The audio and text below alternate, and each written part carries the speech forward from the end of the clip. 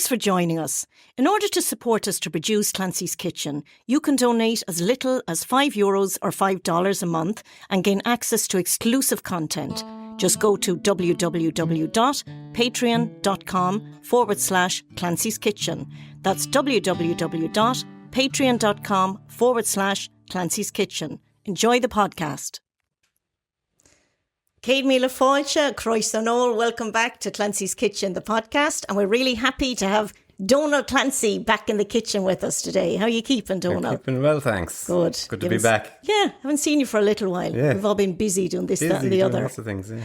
So, Donal, I suppose we know you as Donal Clancy, the folk and ballad singer, guitarist. But you've also experimented with lots of different genres of music. And you're going to talk to us a little bit today about the folk and blues review, some pieces you've been working on of blues music and concerts you've done.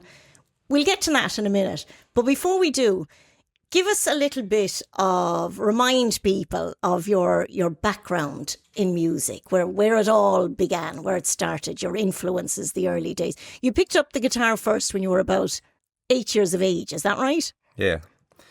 Well... Was that in Canada or in Ireland? I was always in Ireland. In Ireland, right. I was always fascinated by the acoustic guitar. I don't know why, as far back as I can remember. Could it be the fact that your father was a famous, world-famous folk singer, guitarist? Well, I think it was because there was always a guitar sitting on a chair at home. Right. It was never in the case. Yeah. And I remember as a child, I used to go up, there'd be a guitar, and I used to put my ear up to the wood and pluck the strings and just listen and move my ear around. And I learned the notes of the strings. I knew what the notes were. I didn't know what they're called. I didn't know. And I'd pluck each string, and then I'd try and sing in my head what the note of the next string would be. And in my childhood innocence, I thought that I had uncovered some kind of secret, that I knew what the notes were and nobody else knew what they were. That was like almost a magical feeling. But I just loved there's something about the steel and the wood, the resonance of the wood. And it's That's still amazing. To this day, I never lost my. It's like therapy to me now. I love just sitting at home and I'll just play the guitar. I have no television or anything. I'll sit down and I'll play, and I feel like you get into some kind of a therapeutic state. Yeah. I do anyway. I get great satisfaction out of it. I can totally relate to that. When I was growing up, it was the piano, and I was learning, classical stuff, scales, arpeggios and stuff, and doing exams, the boring stuff really, technical stuff. But at the same time, I'd go away and just use my ear and try to pick up things that I wanted to play, and they'd become little chord progressions or songs in time. But I didn't pick up the guitar till later in life, and I never thought of the guitar technically. It's interesting to hear you say that you worked out how the scales and stuff worked in your head, possibly, where I always think of the piano, the 8 notes and the scale in that way, and the guitars, of course, so different, and you can use different tunings as well, can't you? Yeah. I just think it's beautiful that it's almost like you had this secret relationship that nobody else. Well, I thought I had, but of course I didn't. But. And here was me assuming that your dad would have sat you down and said, "Now here's the G chord and here's the." No, well, but that wasn't the case at all. I got the first guitar. It was a little half-size Yamaha nylon string, which I still have somewhere at home. And there was a few books came with the Mel Bay, like that showed you the basic chords and things like that. And he did show me. He showed me lots of things early on. But I was just learning bits on my own. But I wasn't really that interested at that stage. I was so happy when I got a guitar and that I'd actually be learning to play. But then when I went to school in Ring, and it was all there's so much music in the community, traditional Irish music. Traditional and I was Irish music, so interested in that as well. And I had two interests going parallel to each other with the guitar stuff. Yeah. But it was later on, when I started going through records we had at home, and I heard I remember one, it was Lightning Hopkins. It's called Country Blues. And I remember putting it on and, you know, you'd hear this bass going.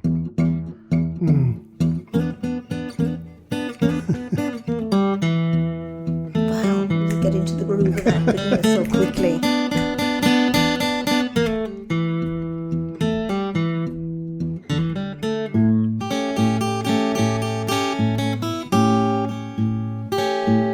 You know, the bass was coming all the time. Beautiful. I don't know if that was a tune.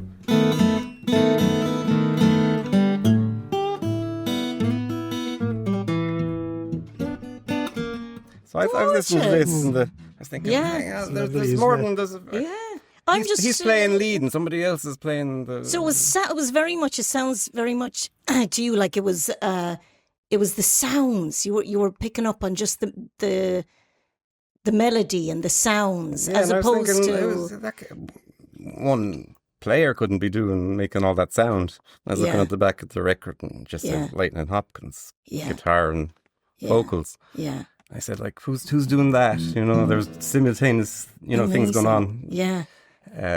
Like you'd know from the piano, your left hand is doing one thing and your right hand's doing something else. But there's something attractive about the blues. I don't know what it is. The 12 bar, 16 bar, but essentially it's that the bass doing one thing, dum bum bum bum bum bum bum bum bum bum bum bum bum, and back and forth. I remember actually a friend of mine, a cellist, Sean Marion, playing some blues on the piano. I was like, oh, how do you learn that? And at the time, there was a Budweiser advert, and there was this old man playing blues on an old upright piano, and I was mesmerised by that. And I learned some blues off that, and that's the root of all the blues that I know. It's Isn't it from an amazing advert. where you take your influences But it's from? like you just keep this bass line going, and then you can do all kinds of stuff on the piano with your right hand, and then you can bring it all down to put a melody on, and and then develop it from there. Yeah. But there's something, I wonder how it relates to things like folk music, because the roots are similar, aren't they? It's coming from the people again, often like a reaction to what's going on in society, like protest against, the mainstream, as folk music can be.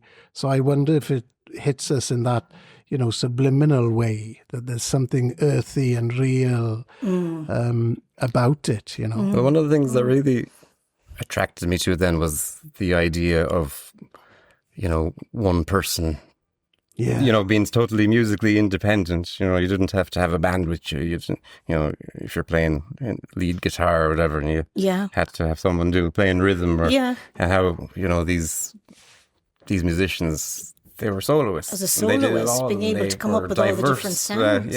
They'd sing, they'd play, they didn't need anybody else. I thought, that's great. Like, Something to that, the freedom, I suppose, within that you're not dependent on what someone else is going to. So if you feel like going a different direction, you can with it. Yeah, and it's very difficult to figure out what a lot of them are doing on those old recordings, because they might add a measure here and take away a measure there.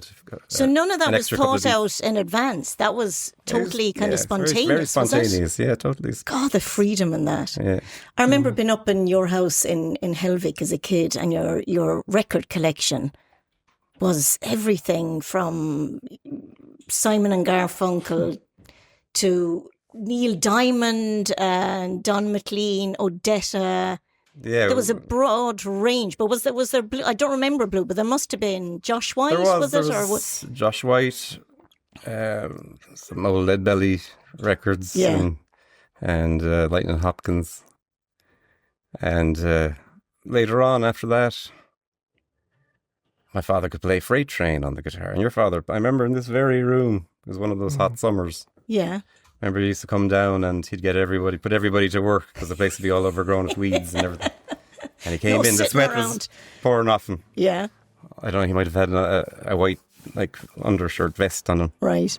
And your old Yamaha guitar was there. And I remember being mesmerised, because you sat down What is it? I don't know it. Play it. Oh, yeah.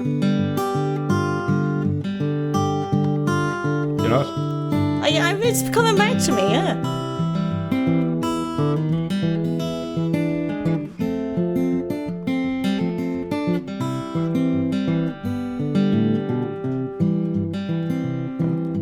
Freight train, run so fast. Freight train, run so fast. Please don't tell which train I'm on, so they won't know where I'm gone.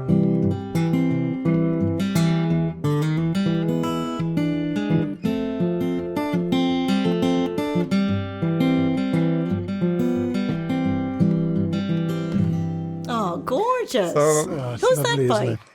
that is Elizabeth Cotton. And there's amazing stories behind a lot of these songs. That's such a Yeah. Well, an educate me. iconic song. Because I don't know a lot about I this don't kind of know. music. I'd have to go back and get all the details, but she was from, believe, North Carolina. But she was employed by the Seegers, Pete Seeger's Oh, family. Pete His sister's Seeger, father, I right. believe, as a nanny or, one of those. Right. And they didn't know apparently they didn't know she sang or played guitar or anything. Yeah.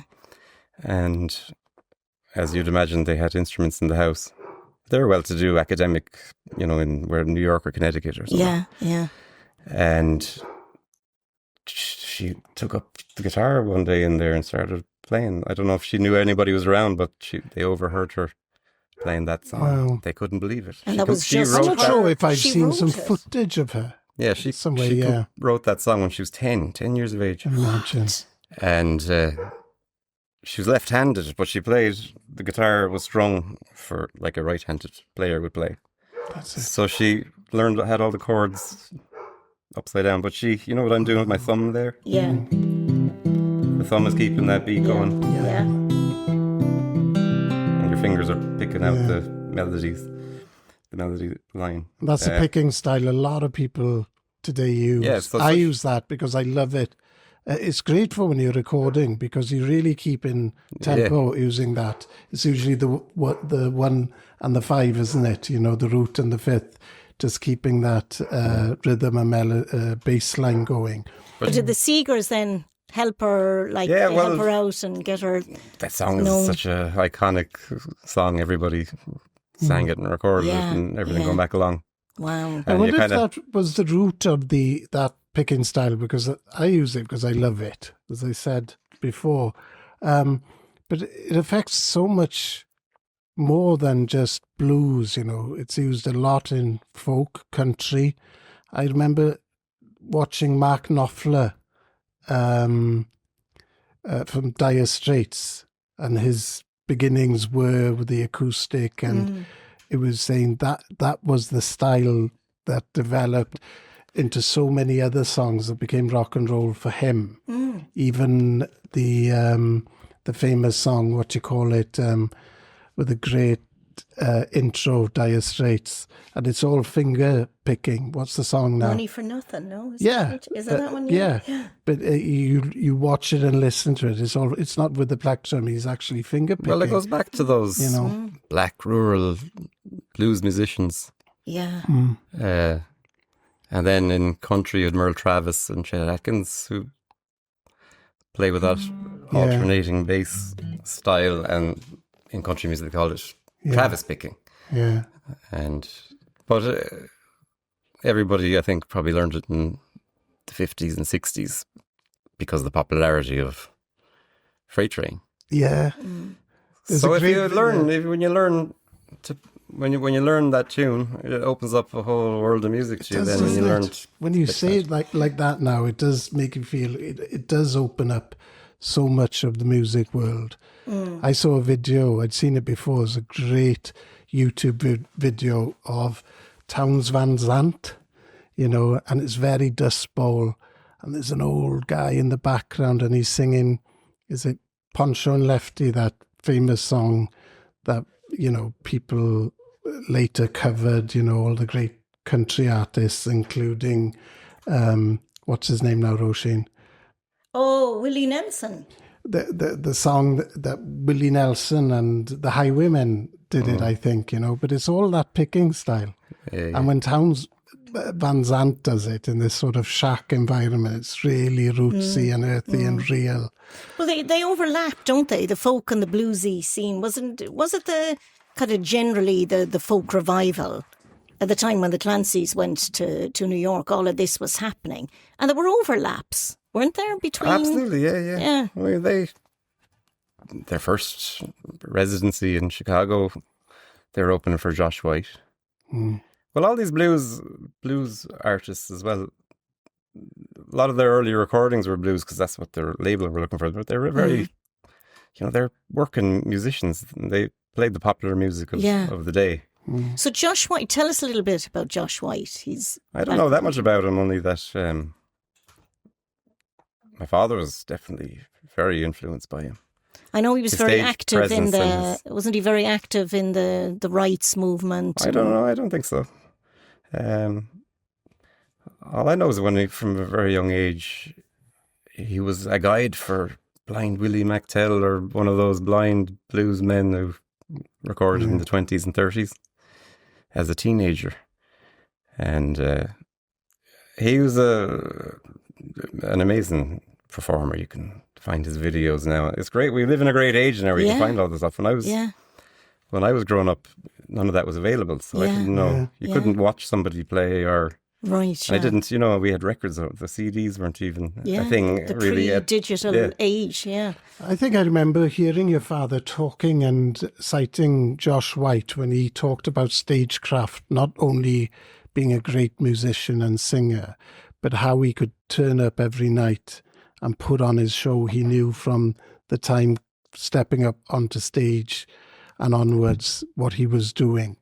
I have a recollection of your father Liam saying that, that there's a professional, that's the type of thing you need to emulate to be this person. But it's interesting, isn't it, that we can watch all of these things on YouTube now today.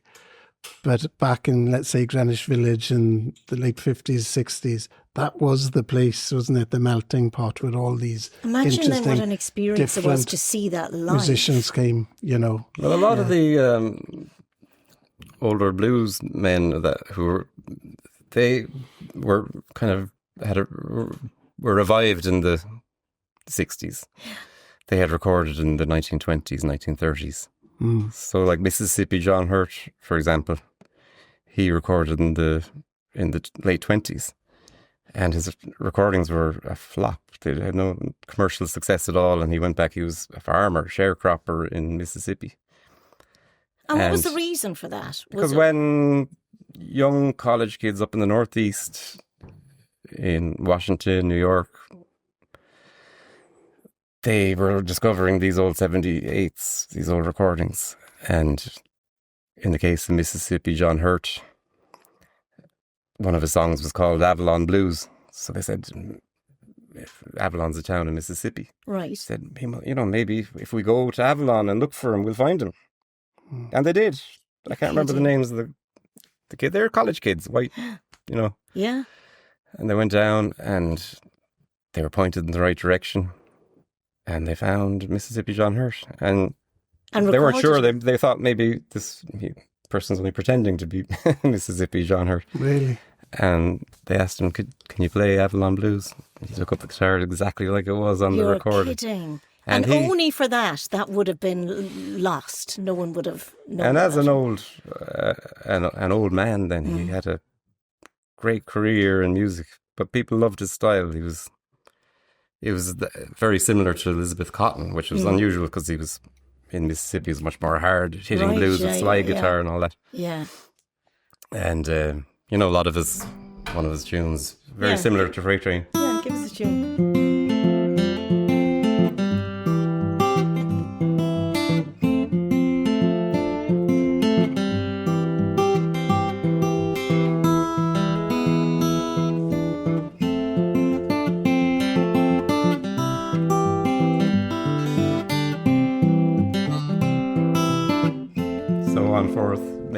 Make me down a pallet on your floor. He played in that. He had a really gentle voice and really kind of bouncy, rhythmic style of guitar playing. Wow. It's lovely to hear that someone has been discovered, that people new. Well, there were of him. far more as well, and they were all invited then to perform at the Newport Folk Festival and stuff. Yeah. They started their recording careers, took off and all. But he's, that's an interesting story because he's a very humble man too. Apparently, Yeah.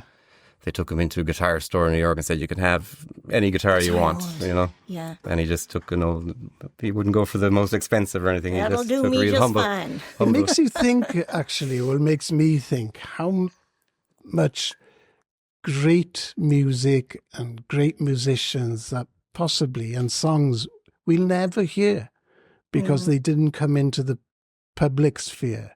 There must be. Do you remember that documentary about, was it Sugarman? Searching for Sugarman. Oh, yes. Was he called Rodriguez? And he was in somewhere like Detroit working in some factory. And someone came up to him and said, "You're absolutely massive in South Africa." Oh, yeah. And then when he flew into South Africa, he had the status of a superstar.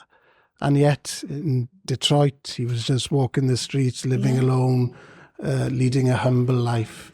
But again, And it just makes you think sometimes people have to hit a place or a vein of form or get hits on YouTube today.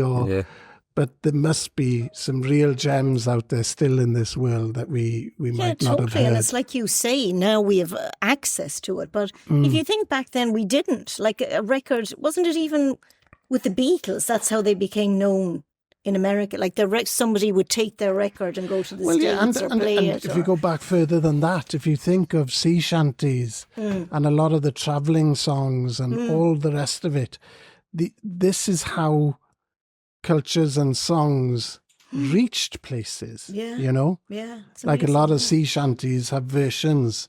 You've sung a few sort of seafaring songs here in Ireland, and I said, well, there's a version of that in Wales, and a lot of seafaring songs like Llongau Carnarvon in Wales now, mentioning places in the world like Harbour Cork Harbour, and that's the way that these songs, before the internet and all the rest of it, reach people. It's interesting now you examine it and you see how different the world is today. And as you said, you could say, Josh White, let's type that in and watch it all day, Politically as well, like you mentioned, Josh, I think I read somewhere with Josh White, didn't Roosevelt really got to know him and backed him? And I didn't know that. Yeah. So you were up against, the anti-segregationist movement and all of that. So, if you had somebody to back you and that made all the difference as well. Oh, yeah. Yeah. And Lead Belly, the Lomaxes, it was John Lomax. And they went down to record in penitentiaries in Mississippi or wherever it was. Yeah. And they discovered Lead Belly. So they bailed him out of jail and... Wow. I don't want to tell me about Lead Belly. I don't know much more. I don't know a whole pile about it off the top of my head. But how did he get the name Lead Belly? I think he had a bullet in his stuck in his belly. Isn't it? It's brilliant. But you see, you still hear it today. There's an artist in America now who I think is excellent, and he's really forthright in his political views. His name is Jesse Wells. Have you come across him? I think so. And he's doing all that finger picking stuff, but with really a modern connotation, modern lyrics on today's society, and he's not afraid of being political, and it's really refreshing then when you come across someone like that using the tradition maybe and what came before, but putting it in a modern voice. So the powerful structures and ways of playing and writing that still resonate today. Yeah, there's a lot of talk. I want to hear more music. Play some other tune. We'll talk about it. We'll find it. Well, when I was listening to all this stuff, and I was one of the big helps to me, as 13 or 14, 15, whatever, Ben O'Neill's music shop in Dungarvan. Really? And Joe Power used to work in there at the time. Yeah. And Joe knew, he just had this Oh. encyclopedic knowledge of Doesn't he? music. Music. Yeah. When he came on But the he'd get podcast, in- yeah, He'd get in like all these really obscure albums and stuff like that. So I used to go in there and I used to be going through stuff. And I came across an album. It said How to Play Blues Guitar. Right. It was Stefan Grossman and Rory Block. She was only a teenager when she recorded with them. And I said, oh, that looks good. And I think Joe at the time, he'd let you play the record in there, see if you liked it before you bought it. Yeah. But I took that home and it said on the back, if you write to such and such an address, and you can get the guitar tablature for the music. And I didn't, what's guitar tablature? And I figured it out later. It's kind of a diagram of the fretboard. It has 6 lines for the strings and then numbers where what fret you put your finger on. Sounds very. So I never got that. I think it was supposed to come with the record, but it wasn't there. Right. But I remember taking it home and, they tell you enough to get you going. It was like what some of the music was in open tunings on the guitar. And they tell you if there's a capo used, where it would be. And I'd sit down. Records actually were great for that because you could move the needle back and play a bit. Right. But that's the sound of those old guitars they were playing. And with Stefan Grossman stuff, he took a lot of songs and turned them into guitar instrumentals, really, and made them easier to learn. Yeah. Because it was easy to understand. All the measures were even and stuff like that, and like I remember the very first. So it's down in a drop D tuning. So you drop. I love drop D. Drop your E down to D. You can't beat a drop D. So I wouldn't, I would have no way. I wouldn't have known how to figure it out. I wouldn't have known how to figure it out if that wasn't stated on the back of the record. The capo was on the 2nd fret and it was in the key of E, but in a drop D. And it was this lovely, beautiful sound. It just started off with the bass, I think. Yeah.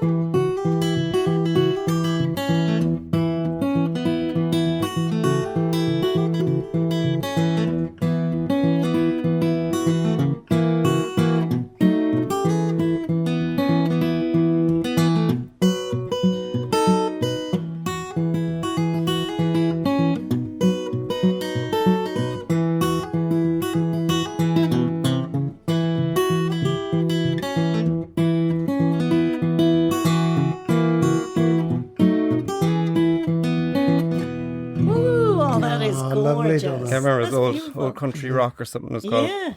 Yeah. So you were on the road with your dad and Robbie O'Connell, weren't you, for a number of years? Did you ever in that time meet any of your blues heroes, or did you cross paths with anyone that you sort of looked up to, or you learnt any of their tunes? Well, we met, I remember, Josh White Jr., Okay. fabulous player and singer. So it And went on. I remember one time we were going down around Greenwich Village and we bumped into Dave Van Ronk. Oh, yeah. Now, Dave Van Ronk, he was a great blues ragtime player and singer. And they would have been friends in the 60s. So himself and my father gave each other big hugs. Wow. And of course, we weren't far from what used to be the Lion's Head. So we nipped in there and had a few drinks. That chat. must have been something. But Dave Van Ronk used to teach guitar in the village. And I was living over in Yonkers, New York That's at the time. right, yeah. And I really regret to this day that I didn't go to him, because apparently his lessons were fabulous. 'Cause he put on a big pot of, Yeah. Yeah. sauce and all, and feed you and everything. That was the Be way there for to hours, do it, wasn't having it? a few drinks and Yeah. learn. Yeah. And I knew I had a friend over there, Tom Madden. He played Irish music. He played the flute. But he had gone to Dave Van Ronk for guitar lessons. But a lot of them would have learned from Reverend Gary Davis, who was from South Carolina, one of the Carolinas, who was another one who recorded incredible music in the 20s and 30s. And he became a preacher then. And So they were older men. Wound up in Harlem. Mm. Yeah, he was blind, Gary Davis. And he wouldn't sing any of the old blues that he had recorded.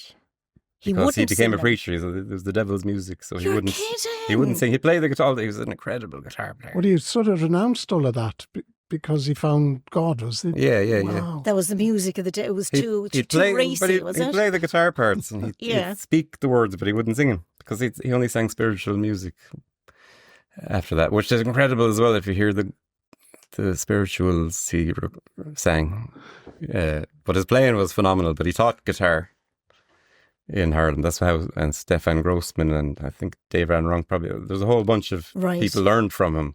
God, and they all kind of went on to, like Stefan Grossman became, a player and a touring musician and all that, but also a teacher. And he used to, that's how I learned so much about playing guitar and so many tunes.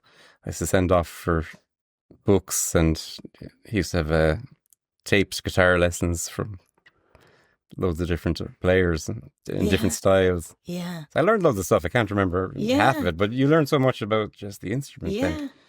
I find it interesting that there's close ties between styles of music, and maybe the overriding themes are similar, like people rising up or fighting against injustice or whatever it was. And I heard, I think, going back a bit now, you were talking about Leadbelly there, Detta and Josh White, that there was a concert, I think it was a Selma to Montgomery match in 1965, and I think the Clancys sang at that, if I'm right. And that was a seminal concert, but quite influential in the civil rights movement. And you had the Voting Rights Act, I believe, possibly in 1965 or after that. So it wasn't just folk singers or blues singers or country singers. A lot of them came together because a lot of these concerts were aligned to a march or something. There'd be a march for people's rights, and then there'd be a big concert, and all these seminal musicians would congregate and perform there. A percentage of their audience members because of it, because they got behind that. Yeah, they would have. Is that right? Yeah. My father used to say that. Yeah, that he used to say that their audience was mostly. A lot of the Irish wouldn't come to their concerts at a certain point in time. Yeah, whether I don't know. But all the traditions to what extent, have been that way, even back to Irish folk music. Rebellious music. Yeah. It's part of the canon and part of the genre, isn't it? Yeah. Well, it didn't always go with the image. They wanted to kind of keep it. People like to see folk maybe or the Clancys as light-hearted or representing Ireland and, don't get involved in that. But wasn't there a story with your dad? Did he was drinking, was it a town mayor or something like that? And he bought him a drink and your father actually... Yeah, I think it was a segregated club or something like that. Yeah, that he discovered when he was there, that's actually what it was all about. So I think he poured the drink down the sink and walked out. Yeah, I don't drink with people like you. But imagine times and imagine being in those places where this was actually going on. It seems like music and songs had such a resonance and importance and could be risky. I remember seeing the film on Elvis, and I hadn't realised how brave he was in his early days. Like dancing and moving as he was in this racy sort of way, but also aligning with a lot of the great black artists. Yeah. And that didn't go down well. No. But it didn't stop Elvis. No. He was really a brave artist, the gospel music sort of influences. But it's interesting, and all these tie-ups. probably about 8 years ago, I was doing a television program in America, and we went to Birmingham, Alabama, and the 16th Street Baptist Chapel, where people like Dr. King had preached. It was a central place during the whole civil rights movement. And of course, in 1963, it was bombed and 4 young girls in Sunday school were killed. And we went there. And incidentally, as a sidebar, there's a famous stained glass window there, the first and possibly, I'm not sure if only, but I think the first depiction of Christ as a black man. And you walk in there, incidentally, that stained glass window was made by a Welshman called John Petts, I believe. And it was the poor people of Wales at the time after the bombing that sent money for this to be created. But you stood in this chapel and the sense of history was incredible. But one of the best parts for me was there was this old black woman, and she was a pianist, and she sat at the piano, and there was a gospel choir. And I walked up to her and I could see a little book which I thought was her book of hymns, or possible gospel hymns. And she said, no, they ain't hymns. These are songs that we wrote. Wow. So they were gospel and religious, but they were like kind of folk songs. And she opened the book and there were little scraps of paper with etchings and scribblings, and must have been going back to the 60s. Passed on down and through it the sent a shiver generations. down my spine. I thought, I'm sitting or standing in history here. Yeah. And it was all tied together by music. Isn't it incredible? Yeah, amazing. The other side of the music for me then was you had a lot of, say, these rural blues musicians who played on acoustic guitars. You know, the blues changed.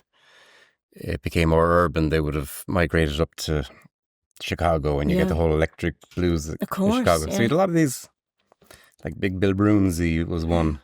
You had a lot of these musicians who found an audience in Europe, in the UK in particular.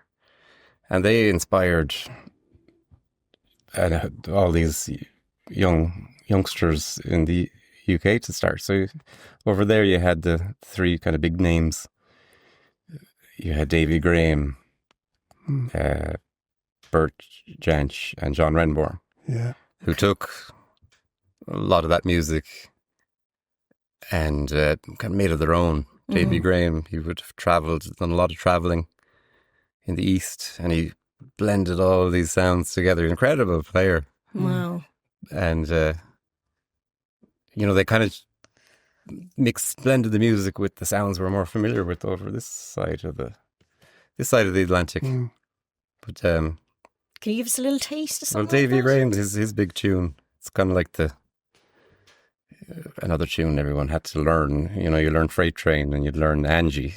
Okay. It became Davy Graham tune. I'll try a little Give bit it of a it. lash. Oh, I'm in the wrong tuning.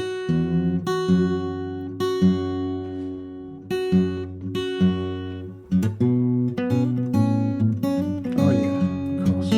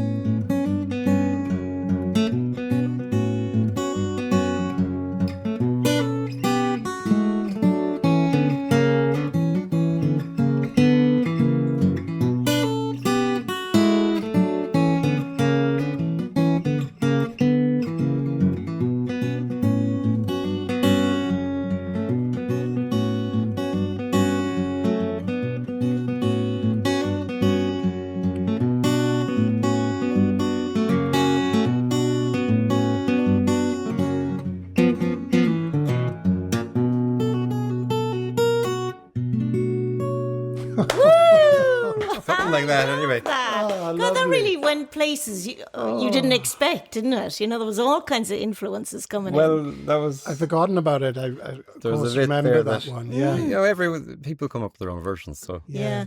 Bert Just- Jansch combined it with that. Another song that.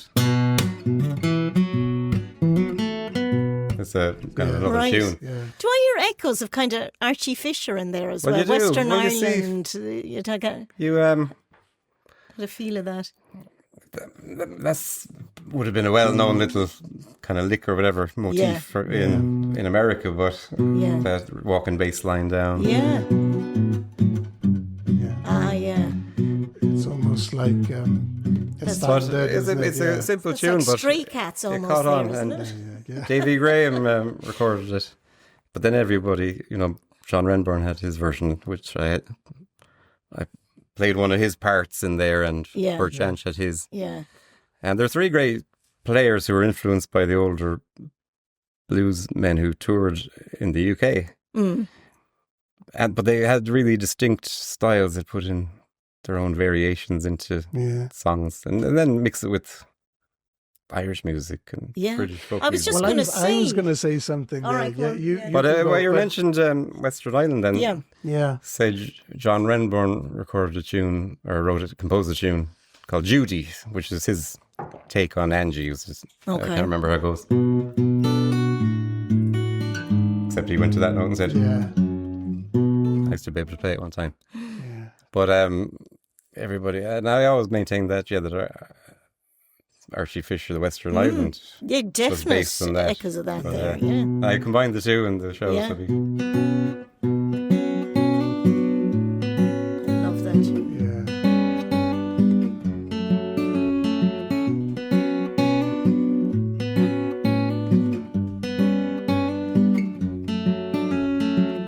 I came to a Western Island, as far as a man can walk is my land. I cleared 10 acres and a house I built into the side of the hill. As I'm in the, it's too high for me now. Oh, keep Capper. going. It's lovely. But, And Finbar Yeah, he sings does a that lovely too. version of that as well. It's such a beautiful Yeah, well, I remember song. Finbar Stunning. myself. We used to be listening to the record, and Yeah, Yeah. yeah. I had the guitar part figured out, but I didn't sing. Yeah, Yeah. yeah. I didn't sing at the time. But it's what struck me there was, we're talking about styles and styles overlapping and merging and influencing other people, the other side of the world. You've sung a lot. You seem very, well versed in it. It comes so naturally to you. But you also play, let's say, it's folk music and Irish folk music, possibly in a slightly different style, more standard style. Sometimes do you find yourself mixing the two? And the reason I'm asking this, maybe I'm wrong here, and I don't want to put you on the spot, but I remember you playing a version of Dirty Old Town. And was it a bluesy version or was it more akin to the original version? I can't remember. It Or was it a- your own version? It was more akin to the original when I heard Ewan McCall.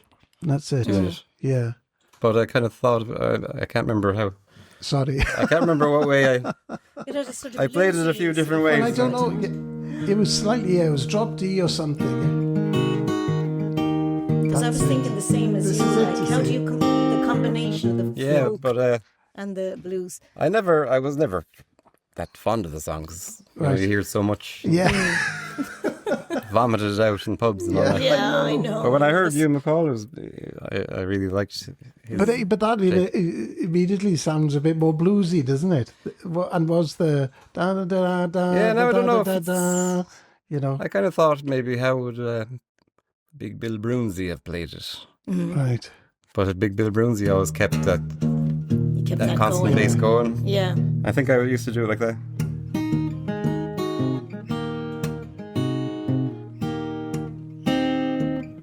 I found my love by the gasworks cross. I dreamed a dream by the oaken house. I kissed my girl by the factory wall. A dirty old town, a dirty old town. town. I heard a siren from the docks. I saw a train set the night on fire. Smell the spring on the smoky wind. Dirty old town, dirty old town. The clouds are drifting across the moon. Cats are prowling along their beat. Spring's a girl in the street at night. A dirty old town, a dirty old town.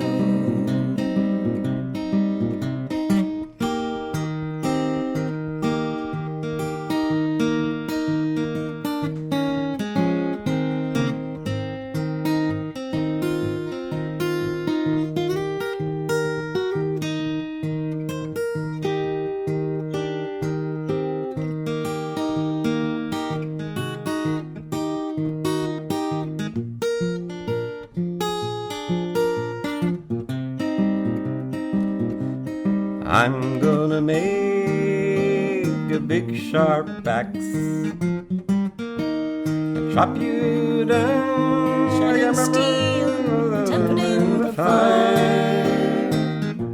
I'll chop you down like an old dead tree. A dirty old town, a dirty old town. A dirty old town, a dirty old town. Woo! I can't really remember now. That's so what I much remember. nicer, that version, isn't it? That was gorgeous. What a lovely, different version Yeah, of and it. we've already scratched the surface. Like we can. Yeah, Yeah. I know. And then when I have the stuff more up to speed. Yeah.